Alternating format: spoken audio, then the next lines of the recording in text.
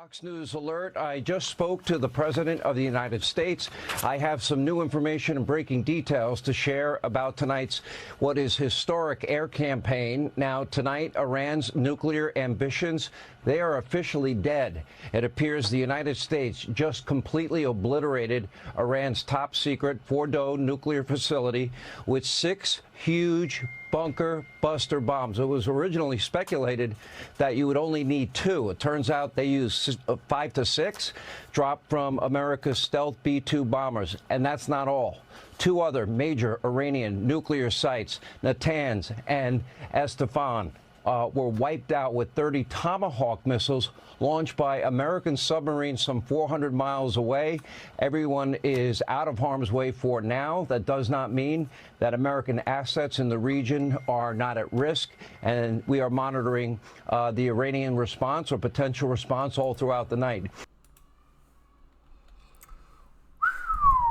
Man, time's up, I guess. Time is up. And according to the reports, this was a flawless execution on this. Flawless. It's 14 total bombs under total stealth. Not a single shot fired, says Chairman of the Joint Chiefs Dan Kane, saying that no missiles were launched, no shots fired at our mission, no Iranian planes got airborne. They simply didn't see it. I want to bring back the special report anchor and our executive editor, Brett Baer. Brett, it's remarkable, these details, to learn that we literally got in and out without really being detected, hit all targets. It just strikes you at really the dominance. We heard from Secretary Hegseth, the unmatched capability of the American military, but boy, you really got to see it here, and likely sending a message to those that would do us harm.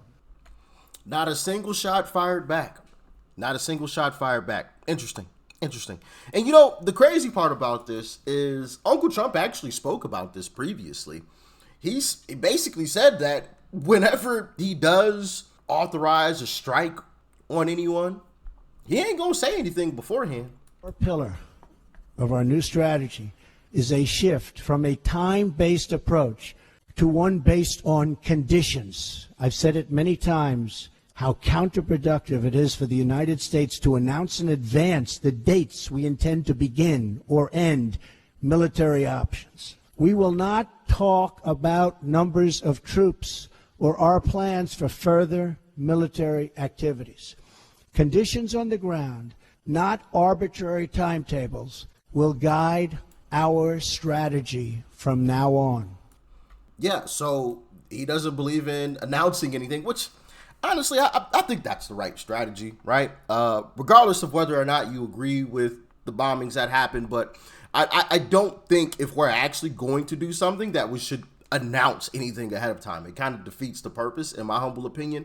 Now, I do want to play this clip of Bernie Sanders, who was giving a speech to, you know, a bunch of leftists. And during that speech, they found out what had happened and that Uncle Trump had authorized a strike on Iran. And listen to the crowd's response. We just bombed Iran. Oh, no, I'm scared. Oh, that just gave me the chills. I'm scared. All right, let me conclude. Oh, dear God. Oh, dear God. Oh, dear God. Oh, dear God.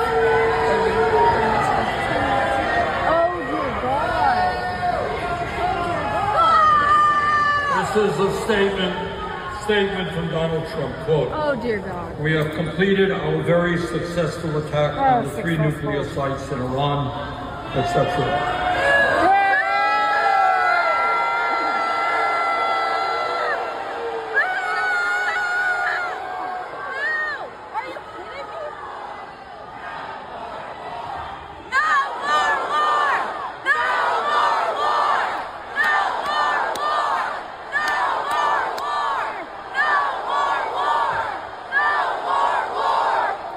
You know, it's interesting that they're cheering that no more war, but when we were all saying, hey, let's get out of this Ukraine situation, they were all saying the complete opposite. It's almost as if whatever Trump says, they just want to go against it. Doesn't matter what he says.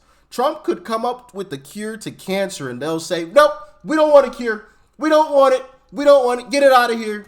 Like, it's absolutely ridiculous. And, you know, regardless of what you think about these strikes, I just want to play a couple of clips from some Iranians and their perspective on what is actually happening and what's going on. So let's jump into a little bit of that. What's up, my people? Just wanted to share with y'all that the Islamic regime in Iran, the Islamic government, shut down the internet for over 12 hours right now, so we haven't heard anything of our families and friends. And remember, this is not America, this is not Israel doing this. This is a fucking government in Iran. This is an Islamic regime. And y'all wonder why we hate them?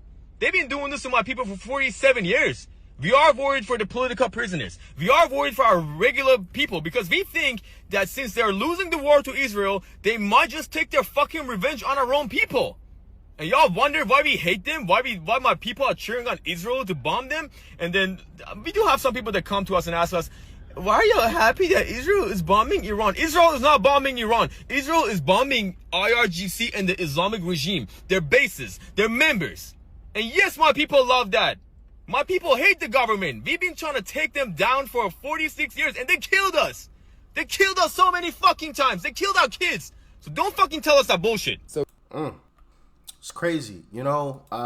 When you hear stuff like that, it truly gives you, not to say that it, you know, you don't already have an appreciation for being an American, but it gives you even more of that, you know, like it like, whew, some of the things that people have to deal with in other countries, right?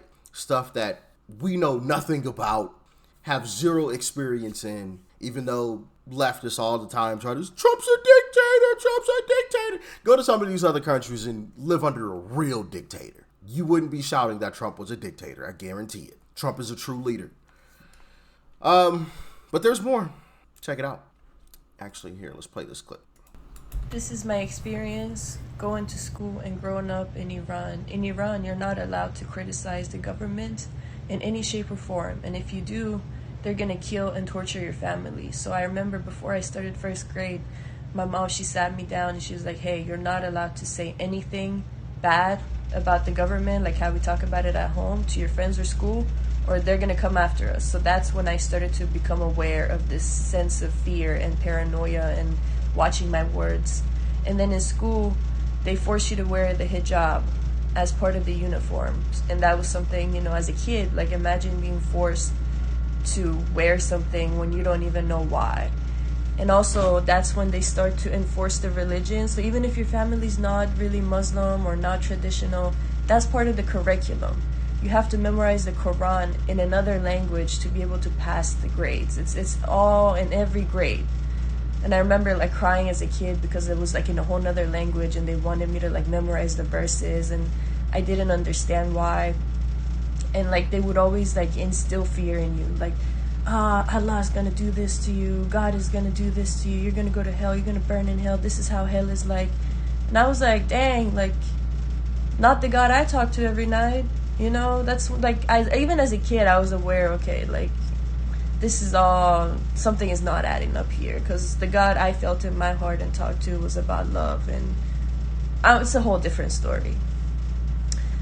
But another thing is that the schools are segregated by gender. Like boys and girls are separated from the first grade all the way to like college, university. They're separated. So I remember I went to school in Iran in middle school, elementary school. So I remember in middle school, you know, like everybody's segregated, and that's when like your hormones start to kick in. You know, that's when people start having crushes. And I think like them segregating us backfired, because like the girls would have crushes on other girls, you know? They low-key turn us gay. Oh man, interesting stuff. You know, I've come across several of these videos of Iranians talking about how living in Iran wasn't that great of a situation. And here's another clip. We're living in a country that provides us so much safety, so much privilege, so much comfort that people don't even know what it's like to live in other parts of the world.